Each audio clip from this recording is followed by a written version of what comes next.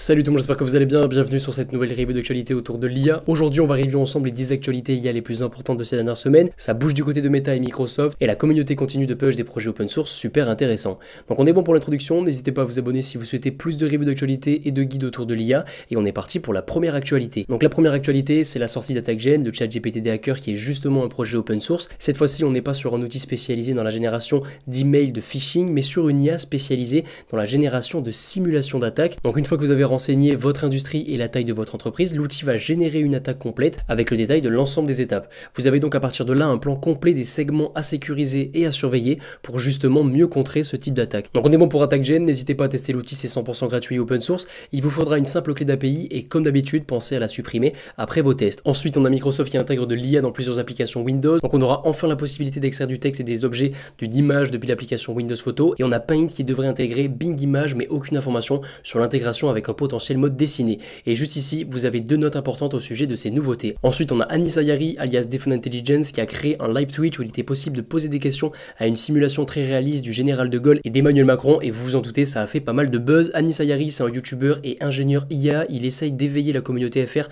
sur les potentielles dérives en proposant des explorations des choses possibles. L'approche est très intéressante et je vous recommande ses vidéos. Vous aurez sa chaîne en description. Ensuite, on a Meta qui dévoile un modèle d'IA spécialisé dans la voix. C'est une IA multimodale. Vous pouvez envoyer un audio, le traduire et créer une nouvelle voix dans une autre langue. Vous pouvez également envoyer du texte en français et sortir une voix anglaise. En bref, vous avez énormément de possibilités et vous aurez toutes les ressources en description. Toujours du côté de Meta, Meta dévoile Code Llama. C'est une version de Llama 2 spécialisée dans le code, donc c'est super intéressant pour que la communauté puisse voir toutes les possibilités que propose Llama 2. Ensuite, on a Midjourney qui annonce une nouvelle fonctionnalité très puissante. Le nom c'est M-Painting et je dois vous avouer que j'attendais cette fonctionnalité depuis plusieurs mois. Donc la fonctionnalité vous permet de régénérer une zone sélectionnée d'une image. Exemple, vous venez de générer une plage, vous souhaitez changer un élément de la plage, vous sélectionnez l'élément, vous envoyez un prompt et Midjourney s'occupe de la modification. C'est exactement ce qu'on retrouve sur Photoshop AI. Donc Midjourney a enfin rattrapé une partie de son retard à ce niveau. Ensuite, on a OpenAI qui accélère sur le fine-tuning. Premier point, le fine-tuning a toujours été possible, mais pas sur les modèles les plus performants et avancés d'OpenAI, c'est désormais le cas.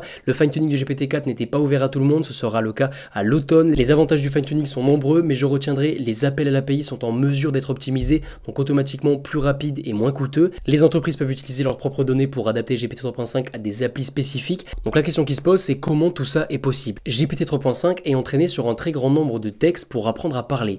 Et ensuite, le fine-tuning vient lui apprendre des données concrètes sur un domaine en particulier. Donc quand vous allez poser une question, GPT 3.5 va s'appuyer sur les données qu'il a de base pour construire la réponse et en même temps sur les données concrètes qu'on lui a envoyées dans la phase de fine-tuning. Donc vous avez une réponse, mais une réponse améliorée par des données encore une fois concrètes. Si vous souhaitez aller plus loin sur ce concept, vous avez une vidéo de Ludo Sahalen sur le sujet qui est très intéressante et je vous prépare dans les prochains jours une vidéo sur le fine-tuning. Avant dernière news, on a Hugging Face qui a annoncé une levée de fonds de 235 millions de dollars. La plateforme propose des outils pour partager et exécuter de l'IA open source, hébergeant actuellement 500 000 modèles et 250 000 ensembles de data. Le PDG Clément Delangue voit l'IA comme la nouvelle façon de construire tous les logiciels et ambitionne d'avoir 100 millions de développeurs. Et Hugging Face, je vous en parle souvent, mais c'est une boîte fondée aux US par des Français, donc c'est assez intéressant de suivre leur développement et ils ont une belle présence à Paris. Et la dernière actu très légère, c'est Musk qui teste le nouveau mode autonome des voitures Tesla.